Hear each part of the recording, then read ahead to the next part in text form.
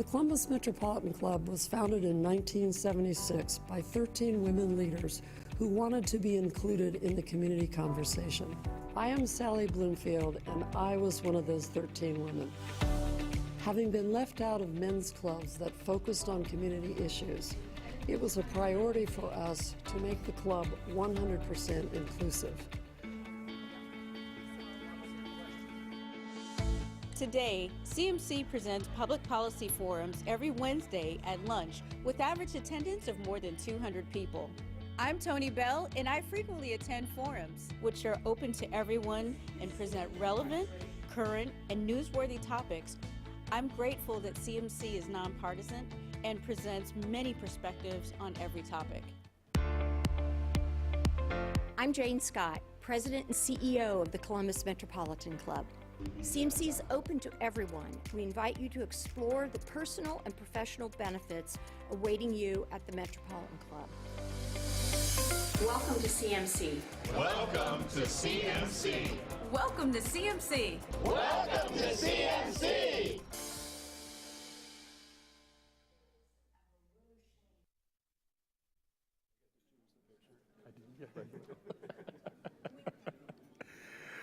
Well, good afternoon, everyone, and welcome to the Columbus Metropolitan Club. It is good to be in your company as we look forward to another great forum. For those of you who don't know, founded in 1976 by 13 visionary women leaders, CMC's mission is to connect people and ideas through community conversation, and from its beginning, CMC has welcomed everyone, so we welcome you on this afternoon. I am Matt Barnes, morning co-anchor of NBC4 Today, and a member of the CMC Board of Trustees. Want to always welcome our newest CMC members. If you're here, feel free to give yourself a woo out there. But Matthew Cook, Evan Ingram, Patricia Schaefer, and Brian Morrissey from Schaefer Capital, Lori Hutchinson from Huntington Bank, Amy McLaughlin with Marsh Specialty, Steve Reynolds with the Shift Collective, and Corrine Jenkins. So welcome to CMC. Let's give them a round of applause. Thank you. And if you're not already a CMC member and are interested in learning how to join, it is easy to do through the website. There's also information right here in your flyers, so make sure you take a look at that. You'll also see all the organizations that provide CMC, which is a nonprofit with half of its annual revenue. So to join this list of generous sponsors, you can always see Jane or Lainey in the back there after the program. Today's live stream is presented by the Emergency Response Fund of the Columbus Foundation in partnership with the Columbus Dispatch. We want to thank all of those who are supporting today's forum with a round of applause as well. And now let's get into this forum, which I think is going to be a real fun one. Apparently, they're all veterans of this, so this should be a hoot. The pandemic, of course, took its toll on Columbus, one of Columbus's favorite activity, I think, and no activity was more impacted than dining out in our city's restaurants. You know how hard that was. Because if there's one thing Columbus loves, it is the C-bus food scene for sure. And while takeout and some other innovative ideas kept many of these restaurants busy and let the patrons support their favorite spots during the pandemic, Columbus restaurants are now, you're starting to see they're full, right? They're poised for a major comeback. And with today's speakers, we're going to talk about that rebirth of the Columbus restaurant scene. So please help me welcome Rich Terapak and Steve Stover, co-hosts of All Sides Weekend, Chefs in the City on 89.7 NPR News. We have Jim Budros, a restaurateur and co-founder of City Barbecue, and our host, the incomparable Ann Fisher, executive producer and host of WOSU Public Media's All Sides with Ann Fisher. Looking forward to this conversation. You can learn more about each of our speakers also in today's flyer. But for now, Ann, take it away. Thanks a lot. It's really great to be here with my buddies. I'm really not a moderator today, though. I am more of a referee, right? When I interrupt, all else, everyone shuts up. Rich and Steve, it's a momentous year. Rich and Steve celebrated 40 years of teaching cooking together with a special class at the Franklin Park Conservatory a few weeks ago on March 8th, and they were featured in the January Columbus Monthly magazine. You should check it out if you want to learn more about them and their roots in the food scene in Columbus. They join me at 11 a.m. The first Friday of the month for our All Sides Weekend Chefs in the City, and they are hard workers. Steve really is they're both co-hosts because they do all the legwork. I just sit back and, ask them silly questions. Yeah. knew we had to keep doing it to keep our job. So I welcome all three of you to the days today, and I guess we can't talk about what's going on today without talking about what was going on back in the early spring of 2020. Steve, we're even, I guess, even 2019. I mean, it was all, yay, yay, yay. Everything's great. It couldn't have been better. Couldn't have been a worse time. It couldn't have been better, Ann. In early 2020, the Columbus food scene was celebrating one of its best years ever. The New York Times had 3 articles about Columbus. The first putting Columbus among the 50 places in the world that you need to visit, followed by an article about the Columbus food scene, which talked about Service Bar, Avishar Barua, and had an interview with Cameron Mitchell, Columbus restaurant leader Cameron Mitchell. And then a third article talked about the cool place to be in Columbus is in distilleries, and talked about the distilleries and the food scene in Columbus. There were 3 articles in Food and Wine, an article in Wine Enthusiast. Avishar Barua was on Top Chef, and now Columbus is now one of the hot food scenes in the country, along with Nashville and Austin. Yeah, I mean, Rich, who knew what was about to happen, though, right? It just overnight. Exactly. It was, I think it was the 15th of March in 2020 when everything shut down, bars and restaurants. Probably a lot of the credit cards and bank accounts of restaurateurs. Meanwhile, back at home, we were hunkering down and doing a lot of cooking, and we were fine with that. We teach a couple classes, we can make a couple things. How long could this last, right? Yeah, it can't last forever, but it did. And we found that eventually, maybe after a month or so of doing that, you wanted to get out and find something, and thank goodness for carryout and doing that. The restaurants that were doing that were slow to pick it up, particularly the fine dining area restaurants, for instance, the refectory, did get into it, but it was foreign to them. And then we had the delivery services and their charges, et cetera. We cooked so much, I forgot to mention, we cooked so much that you'll all remember that it was tougher to find flour than hand sanitizer. So, yep, we did our best. So. And so, Jim, catch us up. Where are we now, 2 years later? Hard to believe. Well, 2 years later, here we are, the National Restaurant Association, in its 2020 report, suggests that restaurant industry will never be the same post-pandemic. Won't ever be the same because of so many changes that restaurants had to make during the pandemic. Notably, an emphasis on carryout and third-party delivery and new virtual systems to sell the things that they otherwise normally would have sold to the customers in seats. They had to figure out how to keep their business alive and distribute them otherwise. Of course, staffing continues to be the biggest challenge for the restaurant industry, but there are so many things that happened to the restaurant industry during the pandemic. Those things that were changes to the industry that are likely to continue post-pandemic. But despite the pandemic, Columbus Underground reported 110 new restaurants and bars opening last year with 30 closing. So 3-to-1 increase, pretty good. I know, it's the resilience, the spirit. Exactly. Some people just stalled their plans, right? They just put things on the back burner, so to speak. Yeah.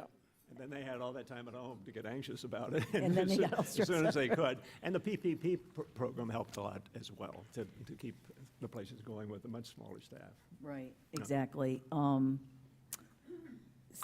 So what, the trends that emerged, we thought were just for the time being, but Steve, some of them are here to stay, right? Yeah, I think that many of the changes that came, as Jim discussed, are going to be permanent. Shorter hours, perhaps and fewer tables because of staffing, the #1 issue. Shorter menus, too, because of supply chain issues and the cost of food. People don't want to buy a whole bunch of food that they're not going to use. As Jim said, continuing emphasis on delivery, takeout, curbside, and more and more and more outdoor dining. Our May 6th show on WOSU is going to be, we're going to be talking about outdoor dining and rooftop bars, which really have been an important part of bringing restaurants back. Also, other new things like ghost kitchens. What's a ghost kitchen? It's like a food truck without a truck. In a warehouse, they set up a kitchen and they do delivery and maybe some takeout. And it's a great way to be an incubator of new restaurants. And also, I know a bunch of restaurants who've tried this ghost kitchen to expand their reach, to take delivery all over the city if you've got a place in Clintonville. Well, and also to try different things without having it associated. Oh, that's really important.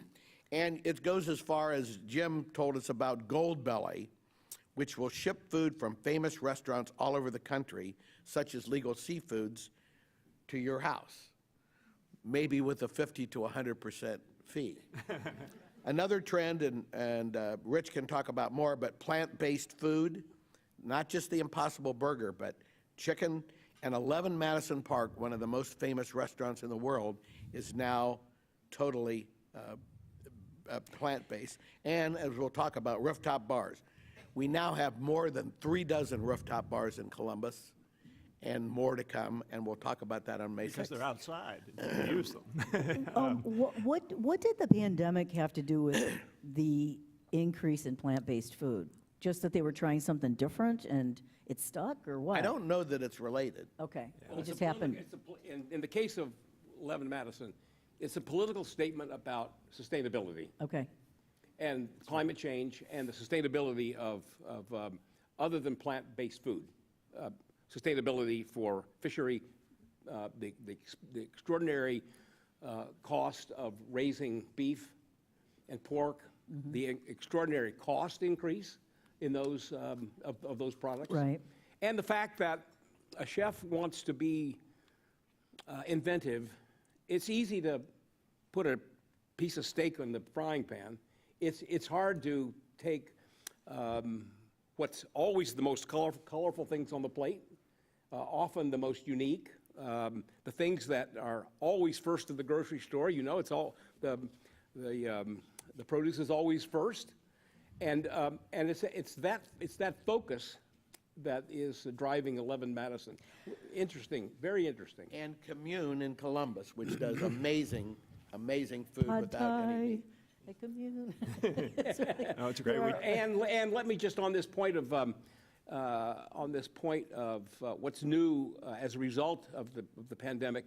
This is a little case study with our little company, City Barbecue. We opened up a restaurant, Miller's Lane in Dayton, and it was a restored steak and shake with a drive-in, with a drive-through. We never had a drive-through before. We always wanted people to come into the store, smell the smoke, look at our beautiful smiles, use our clean bathrooms, see the guys and the gals crunching out the pork shoulder and so forth on the board. We wanted people to be in the restaurant to experience it, and so we remodeled this store in Dayton. All of a sudden, this store opened with the biggest numbers ever in the history of our little company, and we'll probably never have another store in the history of our company that we make without a drive-through. Okay. And we're trying to figure out all the stores that we can retrofit with drive-throughs. We thought just the opposite for so many years, and here it is, something that the pandemic sort of forced upon us that was so dramatic and is to our benefit.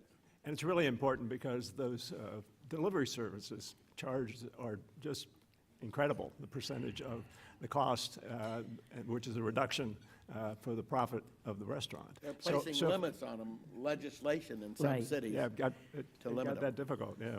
Yeah. Another thing, Hunan Lion, for example, went from 80% eat-in and 20% carry-out to 20% eat-in and 80% carry-out during the pandemic and slightly thereafter. And of course, off-premise catering, any restaurant that did off-premise catering, especially event catering, went to zero. Right. Yeah. And our friends Made from Scratch stopped doing business. They were in the event catering business. They just simply, Larry just simply said, I have no business. There was no business.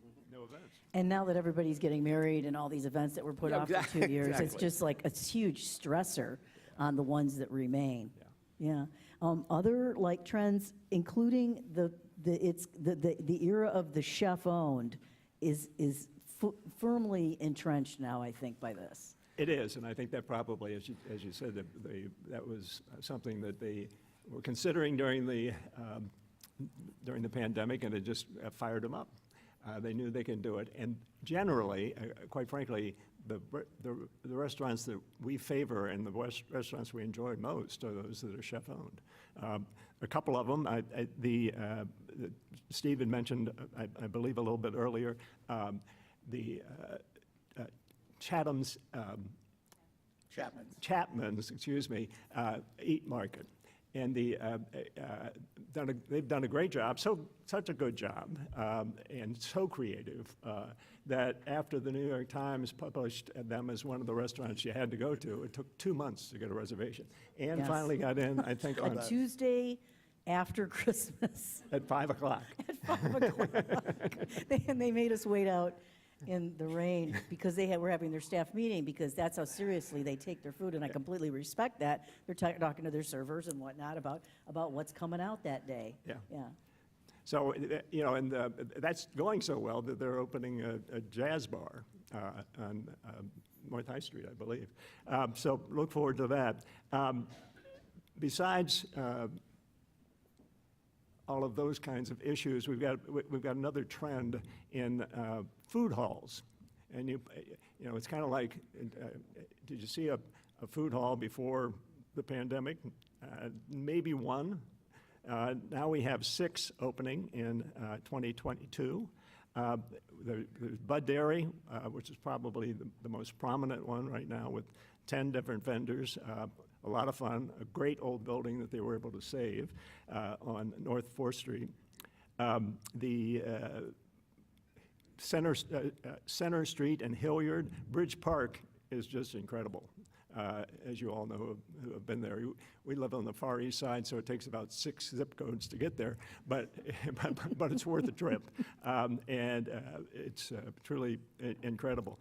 We've got the East Market Trolley District, which will be a little closer to home. It's near the Franklin Park Conservatory on Oak, and they are just beginning to open up. They've got a few spots that are opening, but they'll include the Yellow Brick Pizza, which moved out of its former location, has been taken over by another spot. The world cuisine is truly, and we've done a show on this, is truly the amazing growth in the last, well, before the pandemic, but even during the pandemic. We've got so many more, and it shows our ethnic diversity in Columbus, which we should be proud of. We've got some from Somalia, Ethiopia, Peru, El Salvador, Japan, Tibet, Nepal. It's interesting stuff, and it shows that there's a market for that in Columbus, and which is really terrific, which makes us one of those people, one of those places the New York Times And speaking of markets, I mean, there's ethnic markets now where we're washing them. You used to have to search for that specific ingredient, and now it's an embarrassment of riches. Yeah. I drove down Bethel Road about 2 years ago from Olentangy to Sawmill and counted 42 ethnic restaurants, groceries, and shops. In Upper Wonderful, too. Why would that be? My sense of theory is that Columbus is a refugee-friendly place. Right. Yeah. Unlike Cleveland, Cincinnati, where we didn't have giant neighborhoods of Italians and Germans and others, although we had some Germans here. the food that would have normally come from those big neighborhoods of ethnic folks simply didn't exist here. Right. We're in the banking and soft business and insurance and so forth. And so here we are 25, 30 years later with having been very conducive to refugees. And they have to feed themselves, and and of course one of the things they do so well and so easily is cook grandma food. Yeah. Yeah, we want the real deal. And they're bringing it to us. You know, 2021, after things eased up a bit, Steve, after the lockdown ended, what happened? Well, we fired things up pretty quickly. I think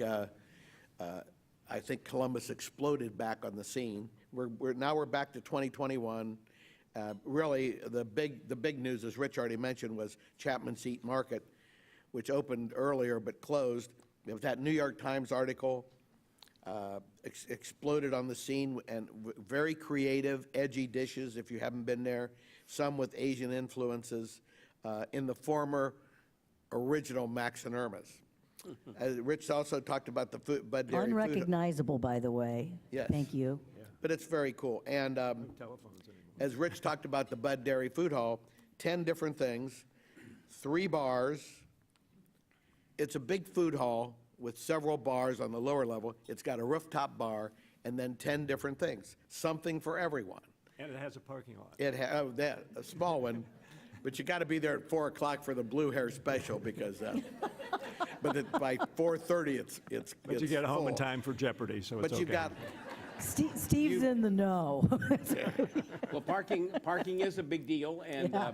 a restaurant that sort of suffers from parking, although they've semi-solved it, is the new restaurant called Place, P-L-A-S, sort of a take on the French cooking term called mise en place, putting things in place is what you do before you cook. And Place is in the spot at Fifth Avenue, almost to High Street, where the restaurant called Table was, right across from where Avishar was before, the Service Bar. Yeah. Service bar. Which sort of, I think, is their overflow parking lot. We were there a few weeks ago. It was named #1 in Columbus last year, and it's pretty good food. It's I would say rustic and great flavors. That's what's notable about. What's the chef name? Jamie. George. He used to be at George, that's Cucina. right. Yeah, Yeah. And for a long time. at Columbus Underground's #1 new restaurant of the year.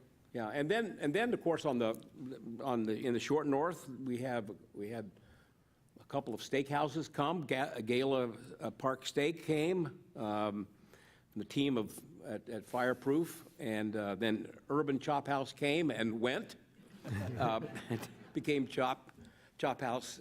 We barely knew ya. 614, but No videos. Actually, the short north is just about as hot as it can be, and we'll talk about some new places, especially one at the very southern edge of the Cap, in just a minute. Yeah. Rich, you wanted to talk about Ghostwriter Public House. You Yeah, talked there's about some it that on the air a little bit. deserve a drive. There's one in Johnstown called Ghost Rider Public House. It's in the middle of Main Street. It's a very chic little restaurant. The former chef at Lindy's started it, took along a bunch of the staff. It's worth a trip. They serve a lot of local farm items. The beef and pork are all sourced locally. They have Copia farmed eggs and black radish creamery cheeses. And it only takes about 25 minutes from home. It's worth And the you're drive. on the east side. I'm on the east Yeah. side. It's only 4 zip codes. The other one that is worth a drive is out in Granville, just on the western edge of Granville, so it isn't too much of a trip. Go out 161 and you can be there in a hurry. Is Ray Ray's Meat and 3 in Granville. James Anderson, who is the uber popular food truck guy with Ray Ray's Hog Pit, this is his first brick and mortar store, restaurant, and he's doing a great job. He brought on board a truly terrific chef, Bill Glover, who used to be at the Hilton downtown, and they're doing a lot of meat and 3 dishes. It's kind of a southern thing where you order your protein, it's probably barbecue, or fried chicken, and then you get side dishes. Again, comfort, mac cheese, slaw, collard greens, beans, and pudding. Gotta have the pudding. Yeah, a neighbor of mine went out there, I think it was on a weekend, and because the students were out on spring break, their personnel was very low, and they weren't serving lunch at the time. Another example of, some of these places are having to choose between lunch and dinner, and obviously dinner with the alcohol involved is gives you the margins you're looking for, I suppose. I think the staffing at Ray Ray's probably relies on students. Right, exactly. So, don't go At during Denison, spring break or summer. The other thing we ought to celebrate, which is just around the corner, and it's not a drive, is White Castle had its 100th year anniversary. That's something. And it's Steve's goal to eat 100 White Castles by the end of the year. Dubious. In more ways than one. The true meaning of COVID-19. I don't know. Steve, what else? Couple quickies. Yeah. North Market Dublin, another which has about 7 or 8 different things. They've got a nice happy hour, bottles at $5 over state minimum. There's another lobster place, coastal and local seafood. Gallows Pizza, Pit Barbecue, Dos Hermanos, the wonderful Mexican restaurant at the North Market, has an outlet there, and Rockbill Tavern, the wonderful Belgian brewery in Lancaster, has a restaurant here on South Front. They changed their format, and they now are doing pizza, which I think is good for the neighborhood, but pizza and pairings, where they'll pair it with their wonderful Belgian beers and a curated wine list. El Segundo, that means the second. It's a Cameron Mitchell's Mexican concept, but it's the second Cameron Mitchell restaurant in that location, replacing the short-lived Harvey and Ed's, the delicatessen. It's also the space of one of our favorite restaurants of all times, the legendary Rigsby's.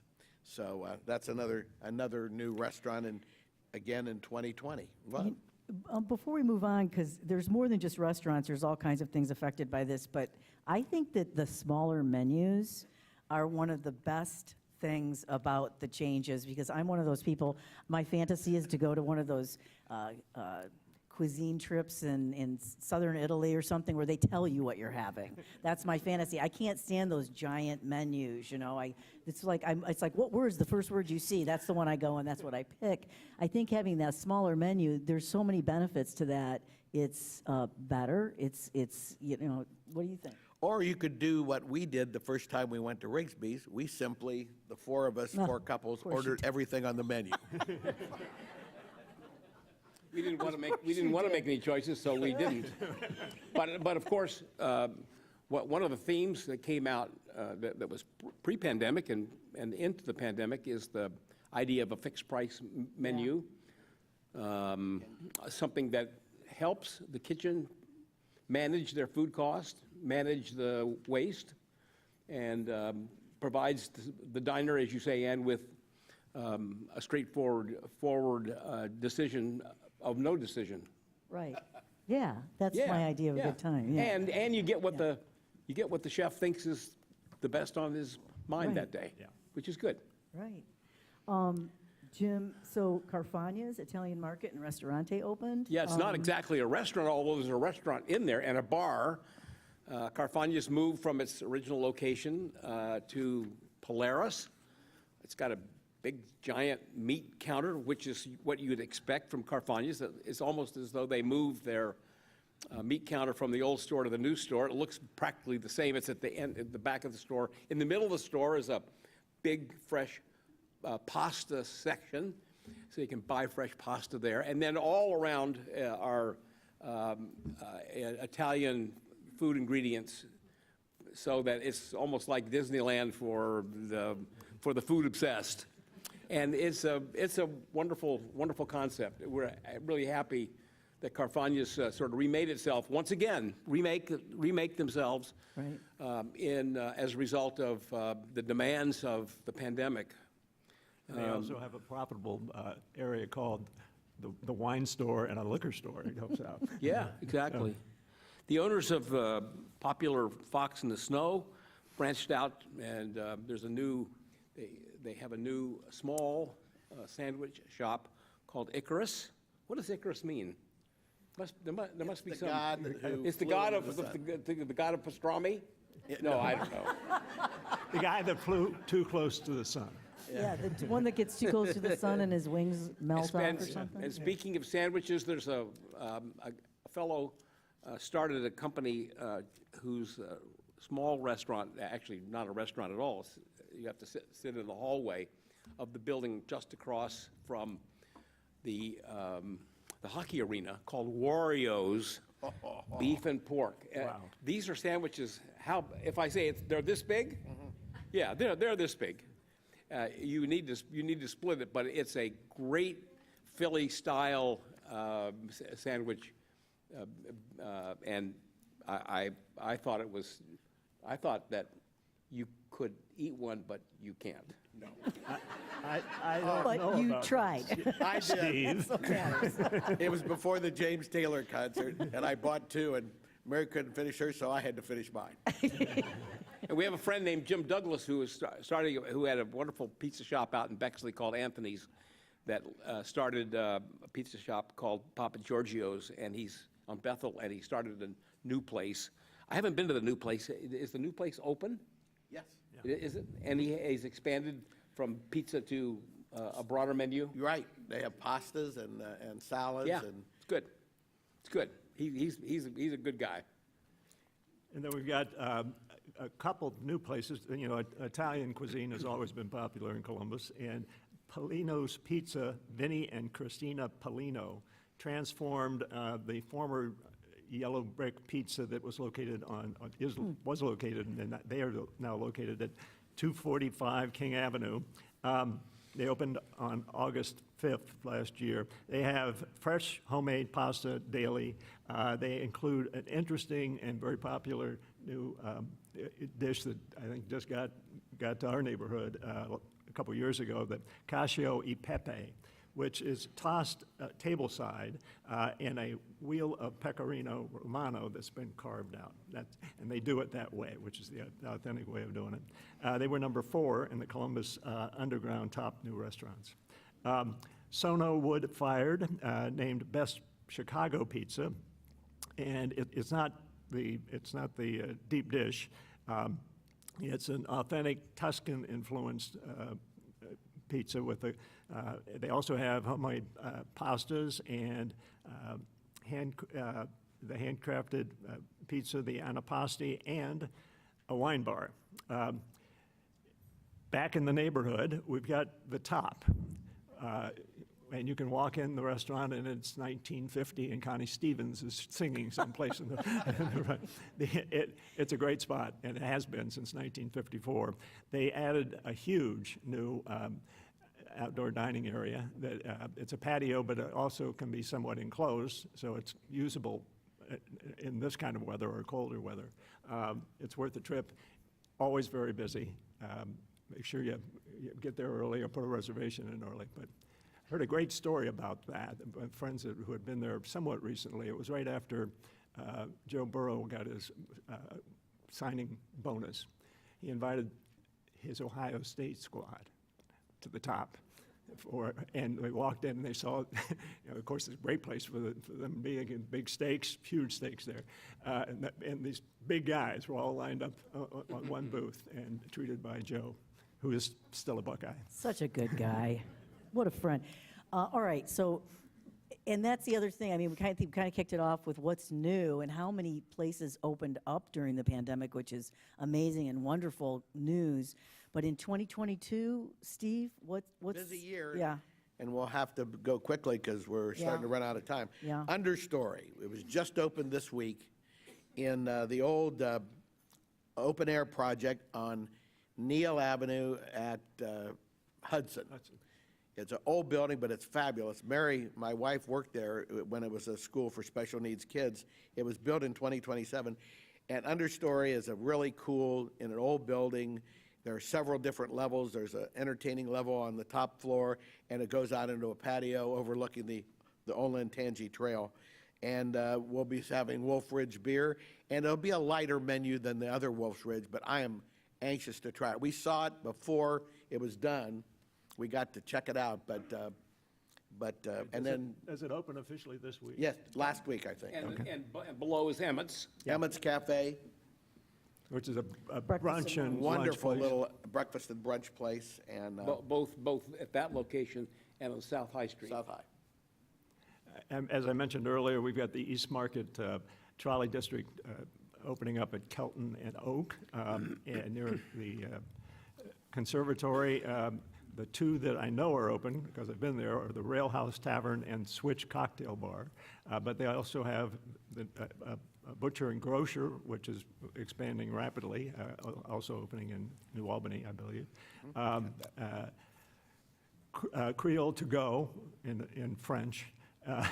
Ohio City Pasta, Winston's Coffee and Waffles, and on and on. So it's a great anchor for that neighborhood. And there's a it's wonderful- speakeasy. I heard there's a speakeasy underneath downstairs. there. Yeah, and it's, they saved the old trolley barn, and it's a really interesting piece of architecture, so check it out.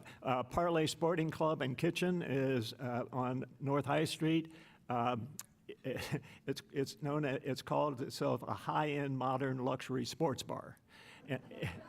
And What does that even mean anymore? I don't know. Everything's a sports bar now. Well, this is because they have 100 televisions, 100 Oh, okay. televisions. 2 patios, a game room. Television quota. And there's entertainment by a DJ, so. And Jackie O's is a new place coming on North 4th Street. It's a huge, huge place. 8,000 square feet, 400-seat open bar and outdoor patio area. This just shows you, when we've mentioned the whole afternoon about all these new outdoor venues, and it's clearly one of the most important new trends. Let's see. I think that we're just about out of time. Maybe one more. Okay. One more. Well, we want to mention the Edwards Company that has taken over the corner of Gay and High. We have the #1 restaurant in Columbus, Veritas, and there's a wine store as part of it, but they're opening a new French restaurant called Grand Rue, a French bistro, which we haven't had and we need in Columbus. And they're bringing Speck, their wonderful Italian restaurant from Dublin, down to Columbus. And all this will be centered at Gay and High.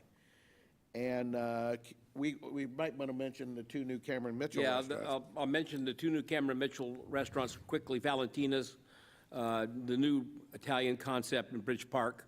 It's Cameron roams around the world, finds relationships with friends, and he met a wonderful family in Italy.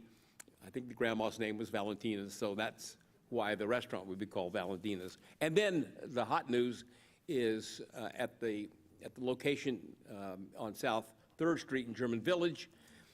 Cameron is opening a new restaurant there, and he's just gotten the approval of the German Village Commission to enlarge its patio significantly. So that will be really wonderful.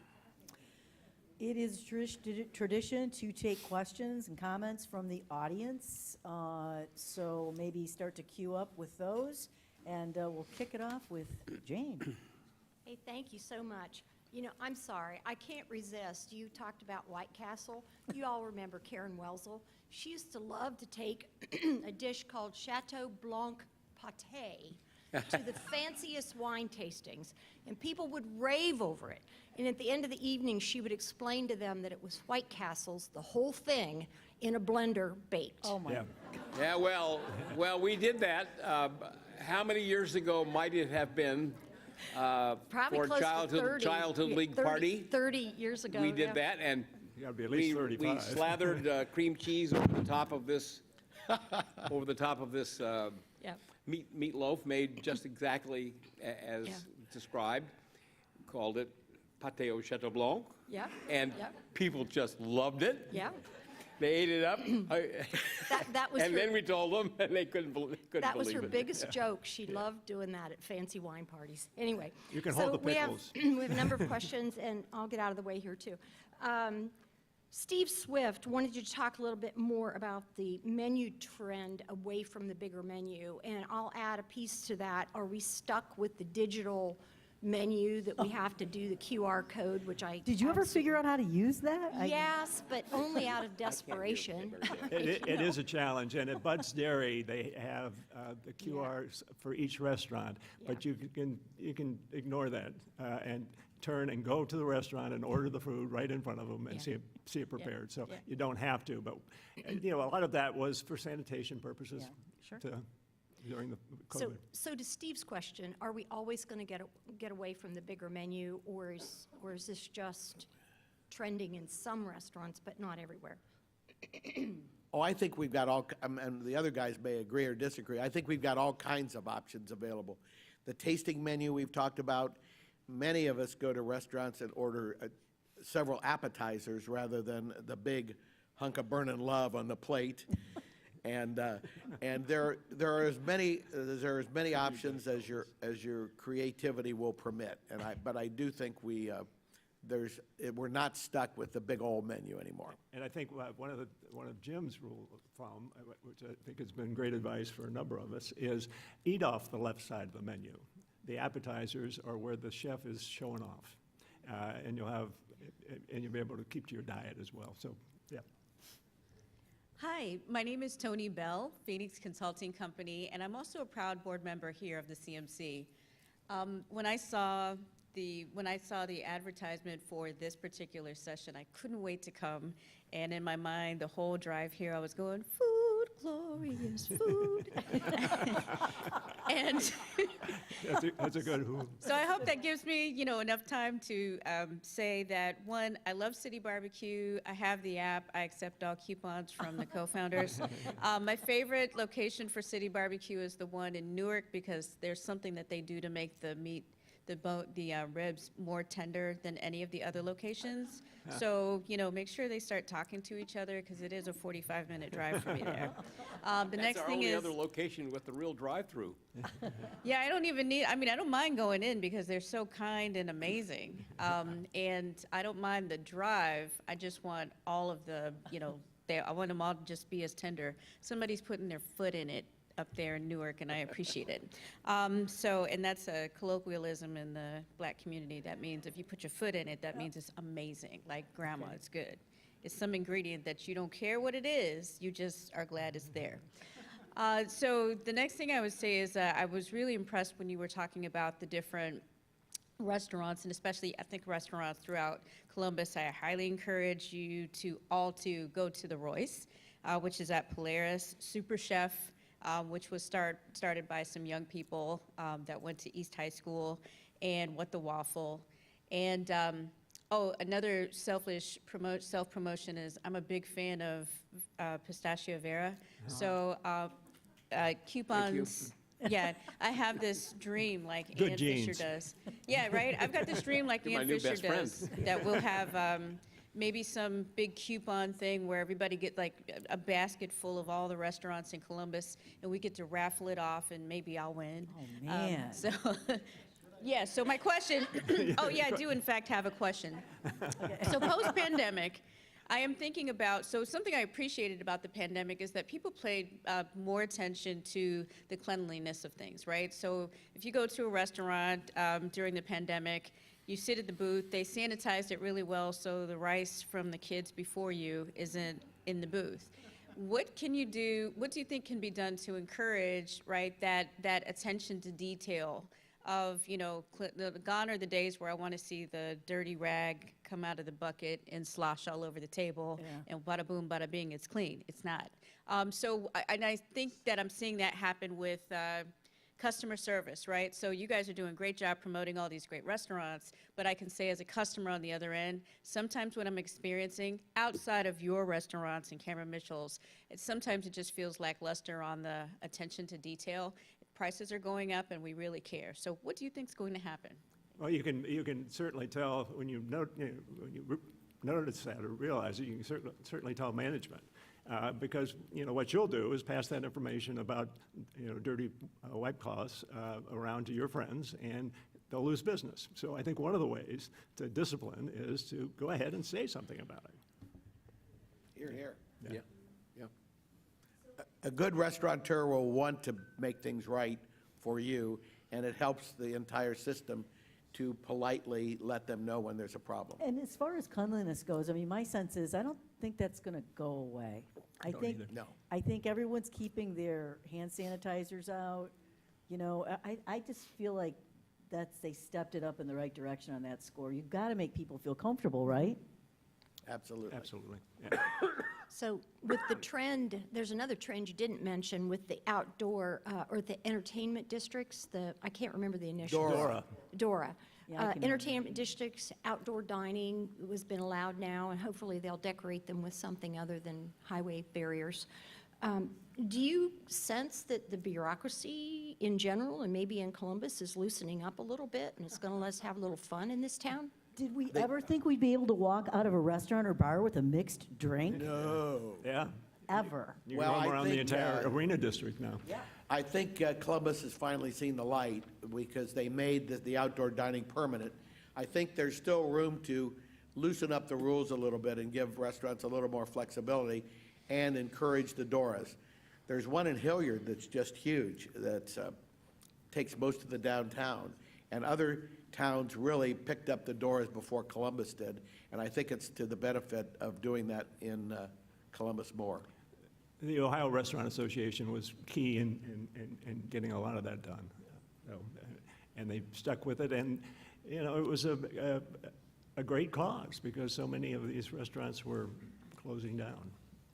So, yes. You mentioned Jackie O's downtown and the new restaurant going into like the Edwards company there at Gay and High. Is anything else coming to downtown Columbus? Yes. I'm trying to think here. The Columbus, or downtown in the short north, Jeff Ruby. Yeah. Do you want to talk about that, Rick? Yeah, they had a event space downstairs at Jeff Ruby's, and I don't think it was being well used, and since we all know there weren't many events for a number of months, they decided to turn it into a dining area.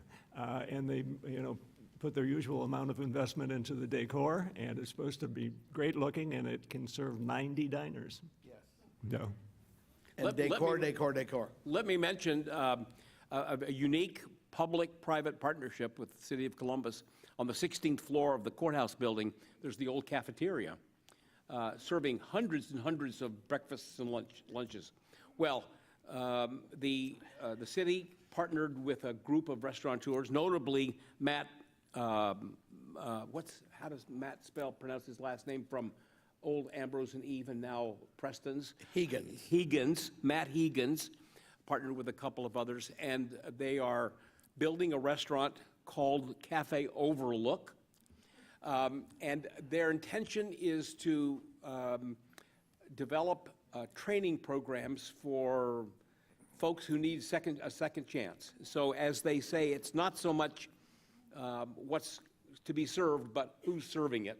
So it's a very interesting new concept called Cafe Overlook on the old cafeteria in the 16th floor of the courthouse building. And Matt also owns Preston's, a burger joint, considered by many to be the best burger in town. It's at the North Market. And I commend it. Ann and I enjoyed that after a show one day. And his partner, he was in the former Ambrose and Eve, which was a new restaurant, that made it into the top 10 in its first year, and then they split up, and she's now the chef at Strongwater over in the West Side. The other spot that gives people a second chance is one that's been around for a few years now, is Hot Chicken Takeover. Yeah. It's good product, and all those folks are making their way back into society. So. When we were at Preston's, she said, "So what do you want on it?" And she goes, "You want everything?" I said, "No," and I gave her my usual pathetic, things that I like on a hamburger. Her face just dropped. Do you remember that scene? She went, "Oh." I'm like, "Okay, give me everything, what am I doing?" And it was delicious. They have a special sauce. It Oh, was super. yeah, I'll mention that. Freedom a la carte, Freedom a la yeah. carte, new Brick new and mortar. restaurant. I don't remember the address. It's roughly at Gay and 4th, I think. Anyway, it's the organization promoting the prevention of women in trafficking, and it's become it's a wonderful breakfast place and lunch place especially, Yeah. and it's terrific. I also want to mention that Goody Boy opens this week. Oh, It's it closed in February. It was remodeled, and it opens. I think this week. Burgers and shakes. So you Yeah, Columbus State at the new Culinary Center, the restaurant, pretty fine dining restaurant Yeah. called Degrees is opened, and Good. it's Thank you. chef Go during the chef week, and because they're student only open run. during the week. Excellent. A real chef, but real chef. student operated otherwise. Really a good thing. So you got my interest, you read my appetite. Are there ethnic food tours in this city? Well, Bethia Wolf does. Yeah. Will you talk Columbus about those a little Food bit? Adventures. Yeah. Somebody, Ann, you want to talk about that? Just that they have different, different themes, and they'll take you around, and they set it all up, and you get your bits and pieces from different venues, and it's delicious. I think they do a great job of curating those trips. There's now a beer tour as well. Yes, right. That's right. So this is Charlie Warner, and I'm just curious, has anybody tested out the new Chapala's restaurant in Old Worthington at High and South Street? Not yet. Yes. Nope. Which is? Nope, not yet? They have really good margaritas. One of course, most difficult part about doing this is that we have just a little bit of time, and we have to talk about how many restaurants. I mean, I don't know, how many restaurants are there in Columbus? Several thousand. Yeah. Well, And 162 Chinese restaurants. The, But who's counting? of the 23,000 in Ohio that closed at the beginning of the pandemic, Perfecto. 7,000 of those were in Columbus and the surrounding counties. Yeah. So 1/3 of the restaurants. I don't want to let out a secret, but I've never heard of no soliciting. Has anybody heard of no soliciting? Yeah. It's a private bourbon bar with a restaurant attached. Pretty cool. I haven't been there, but I'm going. Sort of like a Ann, have you been? Yeah, it's kind of like a speakeasy. Speakeasy. Can we do our admonition? Do we have time to do our Well, admonition? are we on our last question thing? Okay. I'm going to ask a question. So, Ann, you frequently scoop Metropolitan Club speakers, so I'm going to scoop you. Tell us a little bit more about May 6th and the rooftop bars. Oh, my goodness. I mean, we have work to do. Oh, yeah. We do. We've been Do waiting you for the need help weather. with reconnaissance to go check things out? I'm sure everybody in here would love to meet you at a rooftop bar. Oh, my gosh, wouldn't that be fun? It would be. That'd be fun. We were wondering about the timing. Should we wait until we can get out more? Or should we actually proactively, promote rooftop dining? And we decided to take one for the team. We're promoting it. We're going to get out as much as we can before then. But Reconnaissance. reconnaissance. And then, of Reconnaissance. course, we always, count on our listeners to call in with their ideas as well. So we have work to do, though. There's no question about it. Yeah, there are at least 36 and probably close to 40 rooftop bars in Columbus right now. 5 years ago, you couldn't find 2. 0. Yeah. So, sure, go ahead, close it out. We've got- Okay, so, during the pandemic, it's been hard to get out. Everyone's had a hard time. I kind of got used to it. I don't like takeout. We're looking to you to fill in any important new places we might have missed. You know, now as much as ever, it is important to support our wonderful local restaurants, right, Steve, by taking dining in, taking out, and even buying gift cards for future meals. That's a big help. Important note is to please reserve ahead, as you've mentioned a few times, Rich. And many restaurants are open fewer hours, Wednesday through Sundays, in part because of the personnel shortage. So please get out. Also, because of this embarrassment of riches of world cuisine, get out of your comfort zones, because there is just so much out there, and we're so lucky to have the kind of community and the immigrant community we have. It's put such a great, made such great strides in the last 10 or 15 years. Your geographical and your culinary comfort zone. Both. And for that, and for that, I guess we just say thank you so much for your attention today. It's been delightful. Thank you all. Thank you.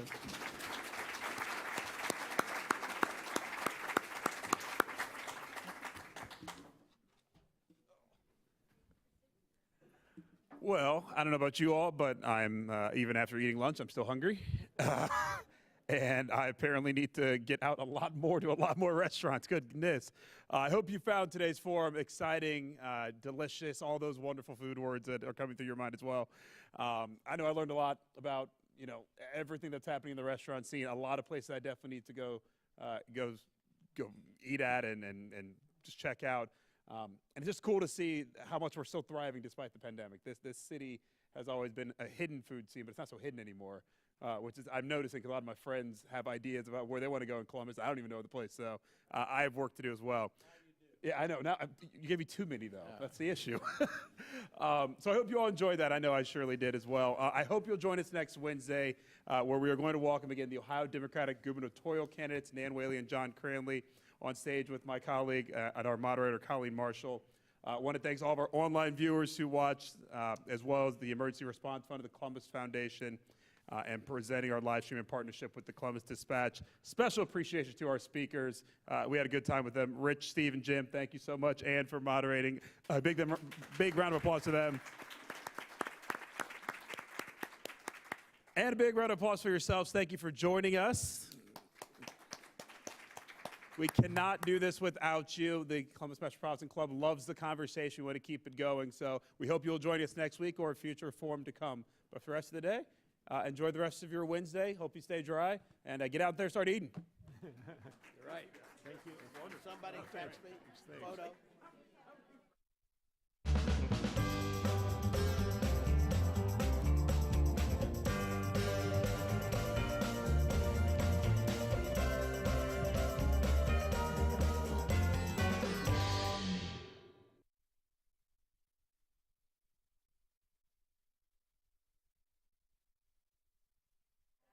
Thanks, Matt.